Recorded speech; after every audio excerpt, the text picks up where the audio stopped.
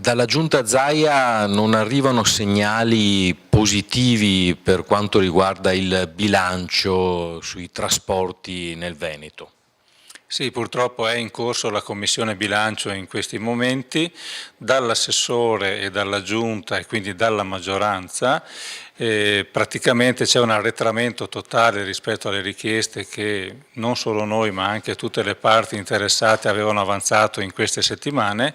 di investire sul sistema ferroviario metropolitano, la metropolitana in superficie, zero risorse, di aggiungere almeno 5 milioni per completare il funzionamento dell'orario cadenzato partito a dicembre e anche lì zero risorse,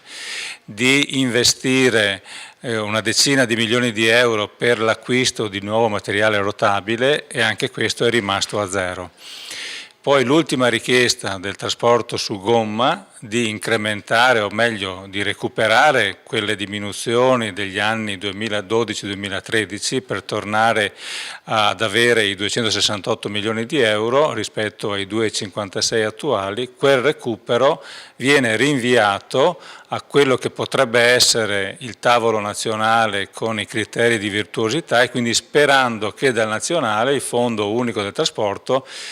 possa essere aumentato. Mi pare francamente che anche questo sia una insensibilità e una latitanza della Giunta nei confronti di un settore che è strategico e che è vitale, dal peso sociale importantissimo come quello del trasporto e del diritto alla mobilità nel Veneto.